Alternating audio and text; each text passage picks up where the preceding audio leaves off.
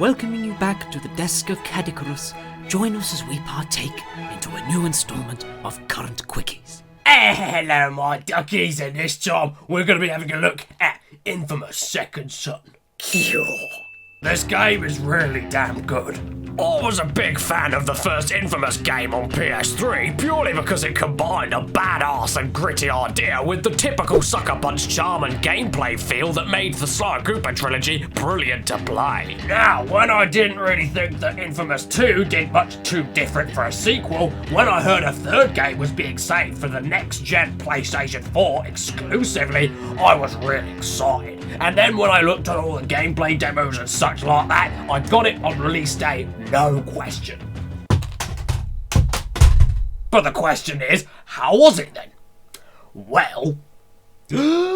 Holy shit, this game is so much fun. inFAMOUS Second Son brings the inFAMOUS series back into the limelight and actually does a fair few things really differently from the last games to make it feel like a progressive sequel. The core gameplay styles from the first two games are still present, yet this game gives you tons more power and diverse playstyles to make it fucking awesome. First and foremost, instead of just having electrical powers, you actually absorb 4 completely different and really varied powers that make you feel like a fucking god at some points. Each power gives you different firing range, special attacks, dash and flying powers, hover and slow-mo abilities, melee and heavy fire attacks, and even their own specific total destruction abilities that are gained from doing 6 small good or evil tasks in a perfect run to basically annihilate everything. Now, when it comes to power, this game takes advantage of that in every opportunity. The amount of power this game gives you is sometimes fucking crazy through all of the tons of power upgrades you can unlock, the awesome special abilities and heavy attacks, and with, of course, the previously mentioned total destruction abilities. But these are all things that need constant work towards, and you're never given too much power that the challenge is dissipated. And the challenge is actually more predominant here than in the last games. Enemy numbers are larger, and the enemy types are more varied and stronger with insane powers of their own. And due to the removal of a cover mechanic, you're forced to learn every ability and conquer all of your powers in intense head-on action sequences and showdowns. Working around the good and evil mechanics are still present to give replay value, and as well as affecting the outcome of the story and the characters, it also gives you access to completely different upgrades and powers. And not to mention, within the game, they both have their own mini-challenges that present different difficulties and also bring many consequences and benefits. Also, being next-gen, this game is one of the best looking I've ever seen so far. The game's draw distance is jaw-dropping, and no matter how much you can see in the game, it runs really smoothly throughout the whole thing. The open world city itself is pretty big and beautifully crafted and vibrant compared to the last games. And the new dashing and flying mechanics, allowing you to dash through air vents, fly through satellites, and run up walls, make exploring the city absolutely incredible. And also, if you ask me, the visual effects on all the powers, such as smoke and neon, are worth the price alone. Not to mention the facial animations, they're fucking unbelievable and near human levels, believe it or not. And talking about faces, the voice acting is absolutely superb, the writing is great, and the story is really fun to traverse through. Every character Delsin interacts with have very different, deep, and gratingly realistic chemistry to bounce off of, and the relationships all feel inconceivably real. And in terms of story and characters, overall, it's a huge upgrade from the last games and extremely welcome for a story such as this. It's fast-paced, there's never a dull moment, it's beautiful, and it's childlike, giddy, destructive fun at its best. Oh,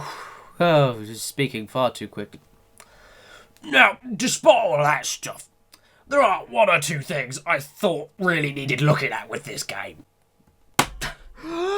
One of the main problems I have with this game here are the side missions. This is a pretty big open world to explore here with a fair amount of things to do, as well as randomly spawning good and evil quests. But unfortunately, the types of side missions are very limited and not exactly too challenging, especially for next-gen and even open world games in general. Not to mention that there are not actually that many side quests altogether, which makes beating the game 100% not actually that difficult. Also, where the different powers you collect are insanely fucking cool, there actually isn't that many parts of the game where they're properly needed, with the exception of a set few different story missions. I mean, for example, I beat all of the game's side quests before hitting the final boss. And then once I beat the final boss and hit 100%, I was left with a brand new power that I won from that boss level, except I had no reason to use it at all. And no matter how awesome that power was, just running around the city fighting random patrols gets really old after a while when there's no more progression. Every power had their setbacks and benefits, but none were actually needed to beat the game fully, which was a shame. Also, as far as nitpicks go, while the controls are still buttery, joyous, and full of typical sucker punch goodness, due to the fast-paced nature of the game, the momentum building for running and other movement from the last games has been made snappier and quicker. And where this makes battles and exploring faster and easier, it can make some subtle movements a bit harder than it needs to be. Also, yes, the heightened power that you get here means that battles are based more on power skills instead of strategic cover mechanics.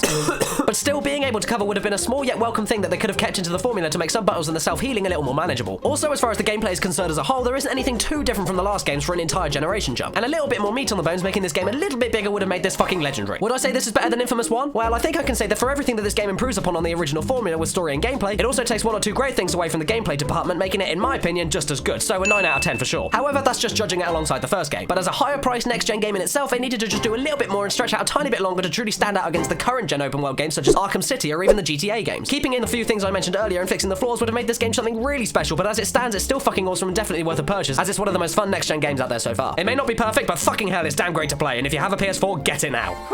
Speaking so fast, I really gotta slow down.